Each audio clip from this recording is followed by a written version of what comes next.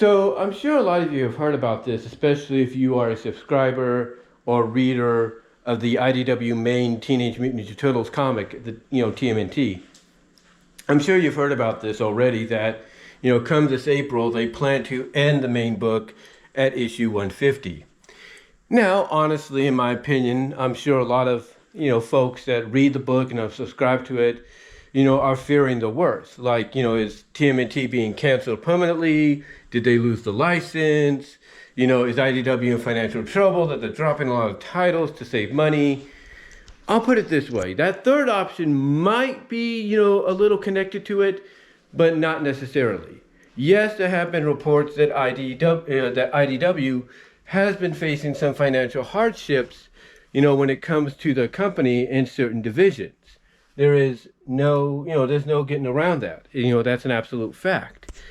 But here's the thing. Here's the thing, okay?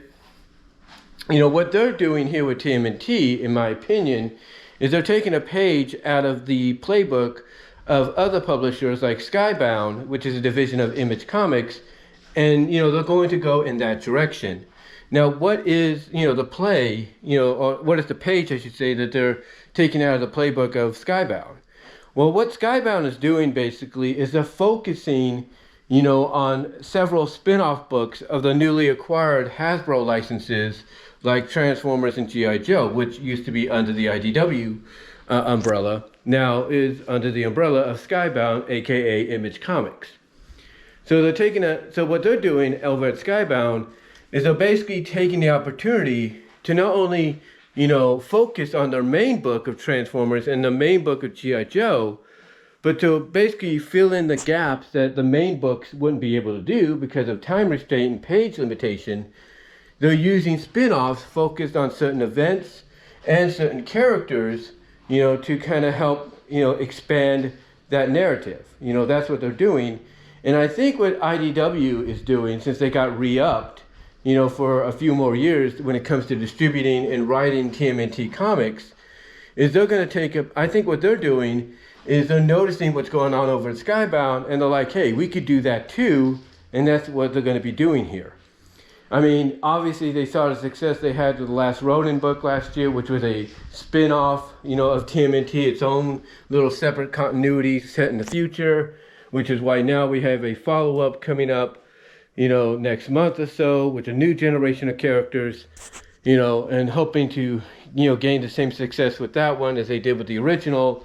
So they see that, and along with seeing what other comic book publishers are doing with established licenses or original content, and they're like, hey, we could do that too.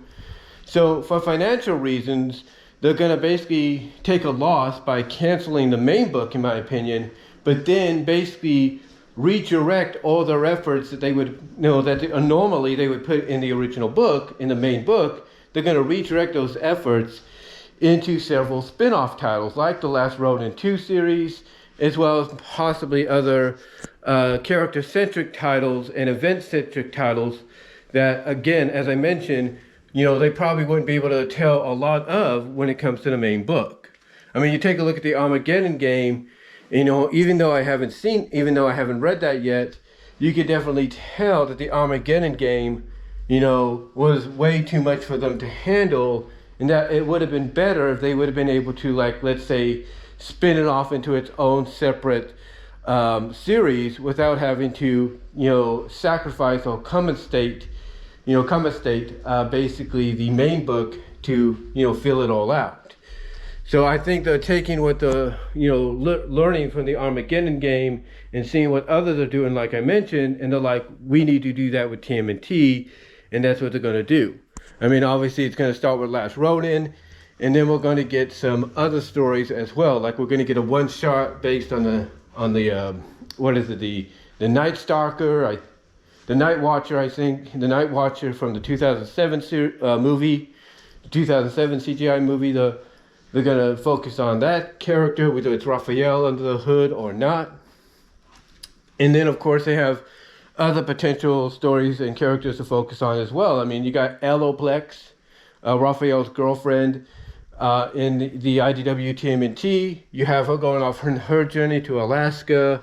And then, of course, you have the tease of Ninjara, Yumiko, or Umako. She's coming in. How she's going to be presented is another story, whether she's a mutant like Alloplex, whether she's straight up humanoid fox, or basically whether or not she's a spiritual, a Kinshu spirit, or what have you. You know, hopefully over time we'll get information on that.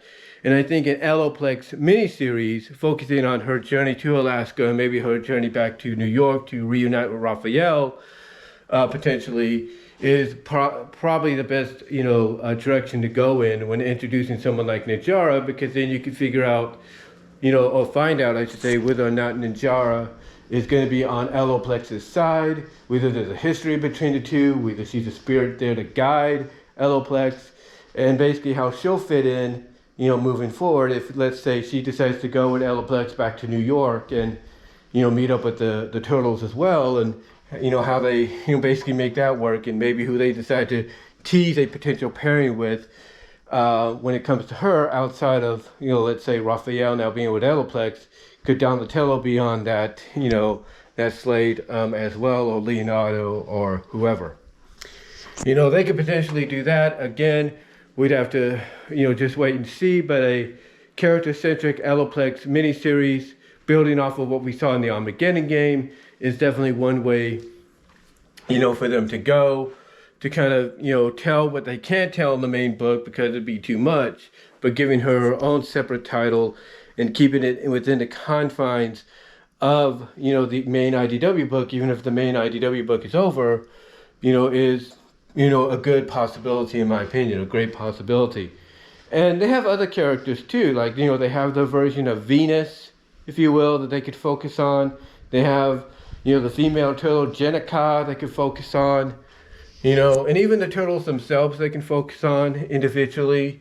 They're going to have, in my opinion, more opportunities to do separate, one-shot story arcs or one-shot miniseries with a lot of characters and certain story elements that they can't tell, because of the immacity, of those stories and everything, that they, basically they're going to have an opportunity to tell those kind of stories in their own separate books, without having to sacrifice, the main book to tell it like they've done with the Armageddon game.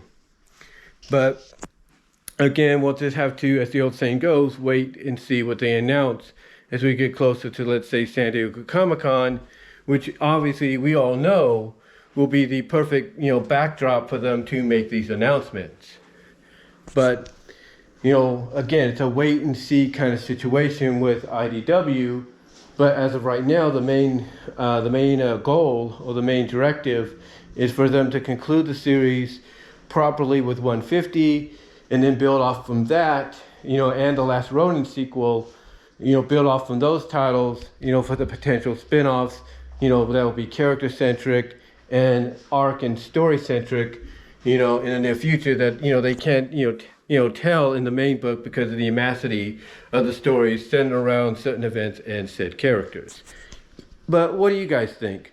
What are your thoughts about IDW canceling the, main TMNT book at 150? And what do you think will come of it? Do you agree with what I'm thinking is going to happen? And why? Let me know in the comments or on the live chat during the premiere, and I'll talk to y'all later.